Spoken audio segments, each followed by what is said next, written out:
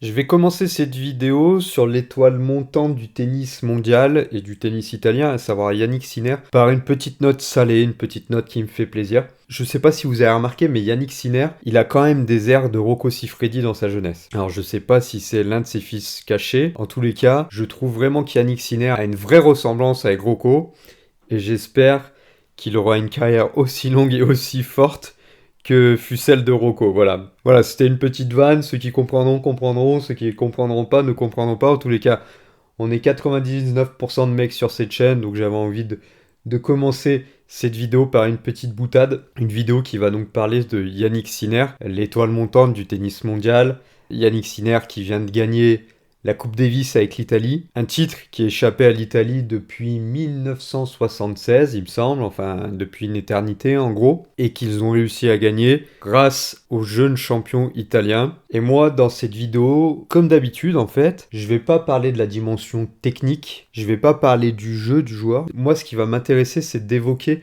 l'aspect plus mental, psychologique, ce qu'on peut retenir des pratiques de Yannick Sinner, de ses habitudes, et comment on peut s'en inspirer pour nous-mêmes mettre en place ces éléments de perfectionnement dans notre quotidien. Donc quelques éléments de contexte. Yannick Sinner, donc c'est un jeune tennisman italien qui est à peine âgé de 22 ans. C'est un Italien donc, qui est né dans les Dolomites, au nord-est italien. C'est une région absolument fabuleuse, connu pour ses randonnées et surtout connu pour ses stations de ski. On a Cortina d'Ampezzo qui est vraiment pas loin. Si vous savez pas quoi faire cet hiver, et si vous avez un peu de thune, allez-y, vous allez vous régaler là-bas. Et puis l'été aussi, c'est très très sympa. Par contre, je vous préviens, si vous aimez l'Italie, c'est pas tout à fait l'Italie qu'on connaît. Voilà, je vais pas faire le guide touristique pendant 10 ans. On est à la frontière autrichienne et du coup, l'état d'esprit il est un peu différent là-bas. Pour en revenir à notre ami Yannick Sinner, il est né dans cette région de l'Italie. À la base, il faisait du ski. Et j'aime toujours m'intéresser aux origines des champions pour bien comprendre leur parcours. Et en l'occurrence, pour Yannick Sinner, c'est vrai que ses origines, elles ont une forte importance, et notamment son cercle social et sa famille. Ils en parlaient dans la Gazzetta dello Sport.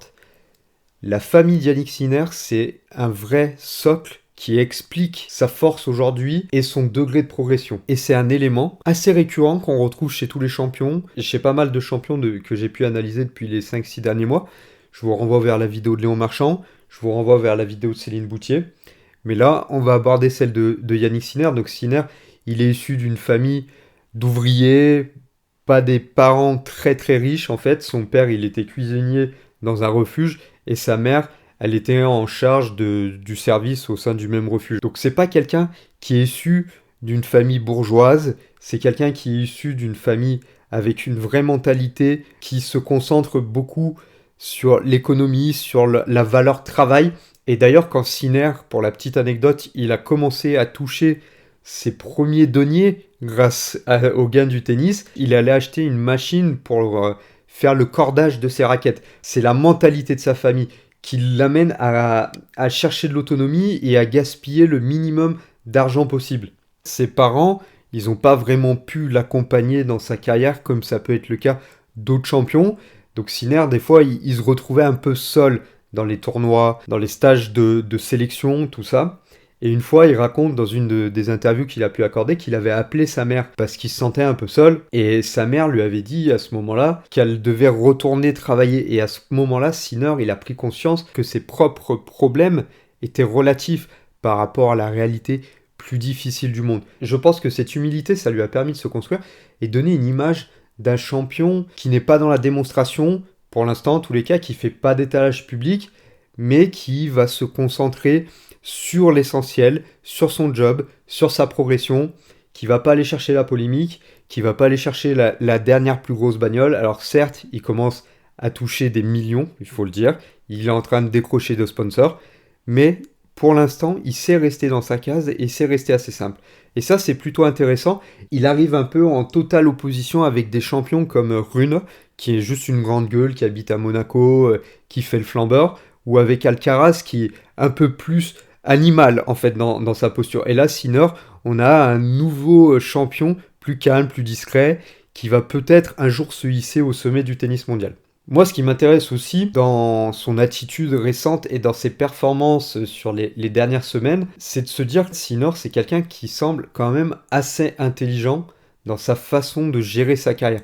Et la bonne illustration que j'ai, c'est le tournoi de Bercy. Il a su capituler à temps pour concentrer ses forces ailleurs, en fait. Donc je vais vous redonner quelques éléments de contexte. Le tournoi de Bercy, il a une organisation un peu particulière qui fait qu'il y a des matchs qui peuvent se finir très tard dans la nuit et ensuite commencer très tôt le matin, très tôt en journée.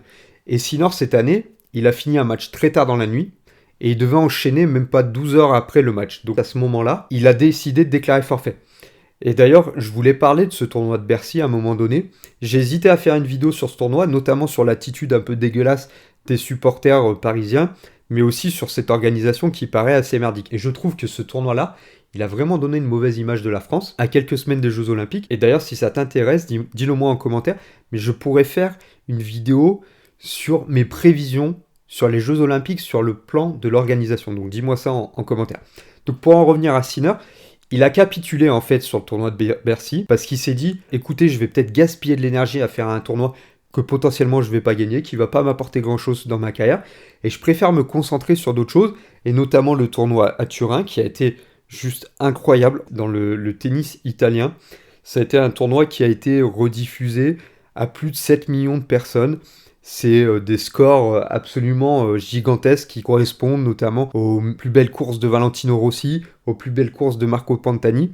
C'est pour vous dire l'ampleur qui est en train de prendre le phénomène Sinner en Italie, et il est en train de construire sa propre légende. Et ça, c'est intéressant. Il a capitulé donc pour Bercy, pour faire le tournoi en Italie, où il a tapé Djoko une première fois en phase de poule dans le tournoi, parce que c'est un tournoi un peu particulier dans son organisation, avant de perdre après contre Djoko. Et puis là, Sinner, il a revu Djoko même pas une semaine après, et il l'a retapé en demi-finale. Donc il a retapé Djoko ce samedi en demi-finale contre la Serbie. Et ça, c'est intéressant parce qu'en gros, Sinner, il a probablement su faire ce que Djokovic n'a pas su faire. C'est à savoir se réserver pour une échéance plus importante à ses yeux, à savoir la Coupe Davis. En se recentrant là, il a été au rendez-vous ce week-end, il a été capable d'éliminer Djoko lors du double, et Djokovic lui-même l'a dit en fait que la défaite de la Serbie contre l'Italie, il en porte grandement la responsabilité. Comme Sinner porte grandement la responsabilité du succès de l'Italie, déjà face à la Serbie, puis ensuite face à l'Australie dans cette fameuse finale. Ça donne une vraie image très intéressante de sportif qui sait prioriser ses actions, qui sait se concentrer pour aller chercher la performance là où il sait qu'il peut l'obtenir. Et dans son plan de carrière, c'est très intéressant d'observer ça, parce qu'en plus, il est allé au bout de son truc, et il a réussi à amener cette fameuse Coupe Davis. Pour moi, il est en train de construire une vraie légende, dans le tennis italien en tous les cas, parce que sa priorité sur cette fin de saison, ça a probablement été cette Coupe Davis. Sur les 2-3 derniers tournois, on le sentait capable de grandir, on le voit grandir de semaine en semaine, ça va être intéressant de le voir progresser encore. Et puis, dans cette Coupe Davis, ce qui a été intéressant aussi d'observer, c'est comment il a su embarquer l'équipe avec lui. Sinner, ce qui est intéressant, c'est un peu un leader silencieux. C'est l'image qu'on en a en tous les cas. C'est un leader silencieux, c'est un leader qui a su donner la confiance à son équipe. L'Italie a su se construire aussi autour de lui, et les joueurs aujourd'hui parlent d'un vrai collectif qu'ils ont entre eux. C'est une vraie bande de potes. Ça, c'est important, ça peut être analysé dans le monde du management et dans le monde de la construction d'un collectif. C'est avant tout une bande de potes, c'est des joueurs assez jeunes qui ont entre 21 et 23 ans, si on exclut Berrettini qui a 27 ans. Et ça va être une équipe sur laquelle il va falloir compter dans le monde du tennis sur les années à venir. Ça, c'est une certitude. Et Sinner, là-dedans, il a su s'insérer, il a su s'inspirer de cette équipe, tirer le meilleur, leur donner la confiance nécessaire pour aller au bout de leurs rêves, pour aller au bout de cette ambition folle, à partir d'éléments un peu simples, déjà des éléments de contexte très forts d'un joueur, d'un sportif de haut niveau. On voit qu'il n'est pas non plus issu d'une famille exceptionnelle, ni d'une famille de champion d'ailleurs, c'est une famille qui lui a juste transmis des valeurs importantes. Puis après, en observant un peu l'attitude du joueur, son état d'esprit, sa capacité à gérer sa carrière, on voit comment on arrive à obtenir des résultats. Et vous voyez, c'est des choses qui sont atteignables pour tout le monde au final. C'est ça la leçon que je veux en tirer aussi. Donc si toi aussi, tu as des objectifs, que tu veux travailler dessus, que tu souhaites les atteindre, eh bien écoute, Déjà, abonne-toi à cette chaîne, découvre le reste du contenu parce que tu vas voir, il y a beaucoup de leçons. Dans chacune de mes vidéos, il y a toujours des leçons, donc tu peux t'inspirer. Et si tu veux aller plus loin, tu peux me solliciter. Il y a un lien dans ma description sur lequel il suffit de cliquer et prendre rendez-vous gratuitement avec moi. Et puis je verrai comment je peux t'accompagner. Ce sera avec un grand plaisir que je le ferai. En tous les cas, je te remercie si tu as écouté cette vidéo jusqu'au bout. Et puis, je te souhaite une belle fin de journée.